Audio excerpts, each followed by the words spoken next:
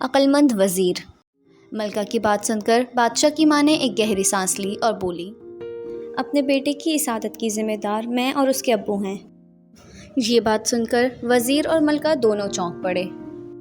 امی، یہ آپ کیا کہہ رہی ہے؟ ملکہ نے حیرت سے آنکھیں پھیلا کر کہا۔ ابھی بادشاہ کی ماں نے کوئی جواب بھی نہیں دیا تھا کہ اتنے میں بادشاہ کا بوڑھا باپ کھانستا ہوا اندر آیا۔ وزیر نے انہیں کرسی پیش کی، پھر ملکہ نے فکر مندی سے کہا، جس انداز میں وہ دونوں ہاتھوں سے اپنی دولت لٹا رہے ہیں، ہمیں تو لگتا ہے خزانہ بہت جلد خالی ہو جائے گا۔ ہمیں وزیر سے بہت سی امیدیں وابستہ ہیں، ہمیں یقین ہے کہ وہ بہت جلد اس کا حل نکال لیں گے۔ ملکہ کی بات ختم ہونے پر وزیر نے کہا، آپ بادشاہ کے والدین ہیں، دونوں کا یہی کہنا ہے کہ ان کی اس خامی کے پیچھے آپ کا ہی ہاتھ ہے۔ پتہ تو چلے کہ کیسے، اگر یہ بات پتہ چل گئی تو بادشاہ کا علاج کرنا مشکل بات نہ ہوگی۔ وزیر کی بات سن کر بادشاہ کے باپ نے کہا، یہ اس وقت کی بات ہے جب ہم نوجوان تھے اور نئے نئے بادشاہ بنے تھے۔ ہمارے ابا حضور بوڑھے ہو گئے تھے، اس وجہ سے انہوں نے بادشاہت کا تاج ہمارے سر پر سجا دیا۔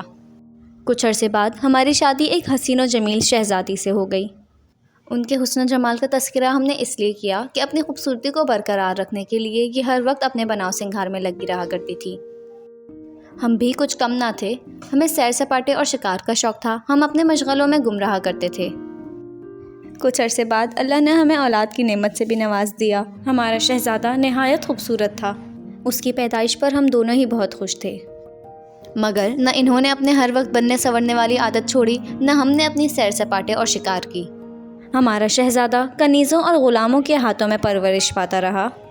جب وہ تھوڑا بڑا ہوا تو اس کا دل چاہتا تھا کہ وہ ہمارے ساتھ بیٹھے، اپنی اچھی باتیں ہمیں بتائے اور ہم اس کو شاباشی دیں اور اس کی تعریف کریں، مگر ہم دونوں نادان بنے، اپنی اپنی پسند کی مصروفیات میں گم تھے۔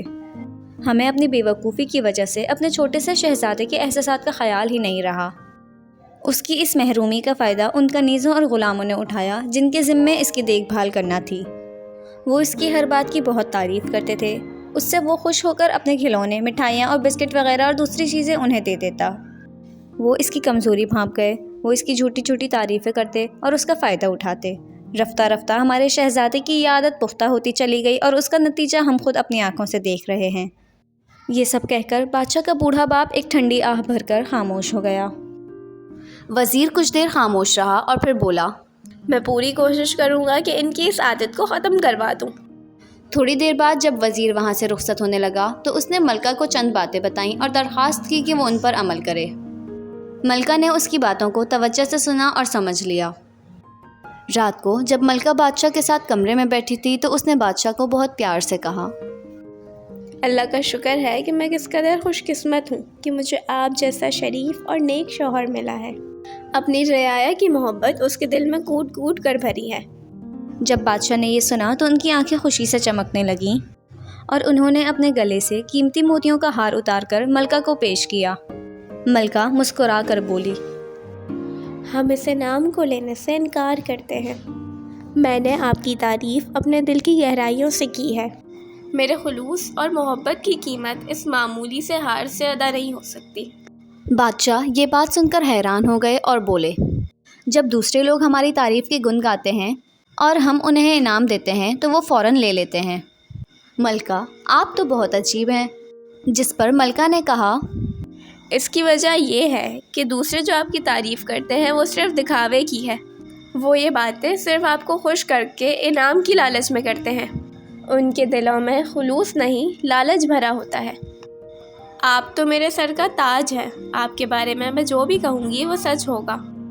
ملکہ کی یہ بات سن کر بادشاہ سوچ میں پڑ گئے۔ ملکہ نے جب لوہا گرم دیکھا تو ایک اور چوٹ ماری۔ ہمارے دادا ہمارے سب بہن بھائیوں کو ایک نصیحت کیا کرتے تھے۔ وہ کہتے تھے کہ تمہارے ماں باپ اور بہن بھائیوں کے علاوہ تمہارے منہ پر اگر کوئی تمہاری تعریف کرے تو سمجھ لینا کہ اس میں اس کی کوئی غرض چھپی ہے۔ بادشاہ کی آنکھیں کسی سوچ میں ڈوب گئیں، انہیں کچھ سمجھ آنے لگی تھی۔ اگلے دن دربار شروع ہونے سے پہلے وزیر بادشاہ سے ملنے آیا۔ وہ انہیں کچھ دور لے جا کر ان کے کان میں چپکے کچھ کہنے لگا۔ اس کی باتیں سن کر بادشاہ کی آنکھوں میں ایک چمک سی آ گئی تھی۔ وزیر کے خاموش ہوتے ہی انہوں نے کہا، عقل مند وزیر، تمہاری بات میں وزن معلوم ہوتا ہے، میں تمہاری بات سے اتفاق کرتا ہوں۔ دربار شروع ہوا۔ سامنے تمام لوگ کرسیوں پر بیٹھے تھے۔ ان میں سے ہر کوئی اپنے ذہن میں وہ باتیں دہرا رہا تھا جو انہیں بادشاہ کی شان میں کہنی تھی۔ انہوں نے اپنے لباسوں میں کپڑے کے تھیلے چھپا رکھے تھے جن میں وہ انعامات بھر بھر کر لے جاتے تھے۔ یہ انعام وہ بادشاہ کی جھوٹی تعریف کر کے بٹورتے تھے۔ دربار کی کارروائی شروع ہونے سے پہلے وزیر اپنی جگہ سے کھڑا ہوا۔ اس نے سب لوگوں کو مخاطب کر کے کہا، آپ کو تو پتہ ہی ہے کہ ہمارے بادشاہ کس قدر رحم دل ہیں۔ سونے کے وقت کو نکال کر وہ ہر وقت ان سب کی فلاح و بہبود کے لیے سوچتے رہتے ہیں۔ وہ اس بات سے بھی پریشان رہتے ہیں کہ مزید کون کون سے کام کریں جس سے ان کی رعایا کو فائدہ پہنچے۔ وزیر کی اتنی بات ہی سن کر دربار میں واہ واہ کا شور مچ گیا۔ وزیر نے کہا، اب آگے سنیے۔ یہ بات بہت خوشی کی ہے کہ دربار میں موجود سب لوگ دولت مند اور خوشحال ہیں۔ بادشاہ نے یہ فیصلہ کیا ہے کہ آئندہ جو بھی ان کی شان میں قصیدہ پڑھے گا، نظم یا غزل سنائے گا یا نثر میں ان کی تعریف کرے گا، اس کے ساتھ اسے 100 اشرفیاں بھی دینی پڑیں گی۔ ان اشرفیوں کو شاہی خزانے میں شامل کر کے ان سے غریبوں، بیواؤں اور یتیموں کی مدد کی جائے گی۔ غریب اور بے سہارا لڑکیوں کی شادی کروائی جائے گی۔ بے گھر لوگوں کو سر چھپانے کا ٹھکانہ دیا جائے گا۔ اس طریقے سے ہم ڈھیر ساری نیکیاں بھی کما لیں گے۔ وزیر کی بات ختم ہوئی تو شاہی دربار میں سناٹا چھا گیا۔ اتنی خاموشی تھی کہ اگر وہاں ایک سوئی بھی گر جاتی تو سب اس کی آواز سن لیتے۔ سب کی خاموشی دیکھ کر وزیر نے کہا، ہاں تو آج پہلے اپنا کلام کون سنائے گا؟ دربار میں بیٹھے لوگوں میں سے کسی نے ایک لفظ تک نہ کہا۔ تھوڑی دیر بعد ایک درباری اٹھا اور بولا، میں نے بادشاہ کی شان میں بہت اچھا ترانہ لکھا تھا، بدقسمتی سے گھر بھول آیا ہوں۔ دوسرے نے کہا، رات میں بچے پیچھا ہی نہیں چھوڑ رہے تھے، قصیدہ لکھنے کا وقت ہی نہیں ملا۔ سب نے کوئی نہ کوئی بہانہ بنا کر سنا دیا۔ جب سب اپنی اپنی بات کہہ کر خاموش ہو گئے تو بادشاہ نے گرج کر کہا، میں تم سب کی چالاکیاں سمجھ گیا ہوں۔ تم سب لوگ میرے دربار سے نکل جاؤ۔ مجھے تم جیسے خود غرض درباریوں کی ضرورت نہیں ہے۔ بادشاہ کو بے وقوف بنا کر فائدہ اٹھانے والے تمام درباری شرمندہ ہوئے اور دربار سے اٹھ کر چلے گئے۔ اس دن کے بعد سے بادشاہ نے اپنی اس عادت سے چھٹکارا پا لیا اور حکومت کے دوسرے کاموں میں مشغول ہو گئے۔ وہ روز دربار لگاتے تھے اور لوگوں کی شکایتیں سن کر ان کا ازالہ کرتے تھے۔ ان کی اس تبدیلی سے ملکہ اور وزیر بہت خوش تھے، اس لیے کہ بادشاہ کو اپنی غلطی کا احساس ہو گیا تھا، جس کی وجہ سے ان کو مطلب پرست خوش آمدیوں سے بھی نجات مل گئی تھی۔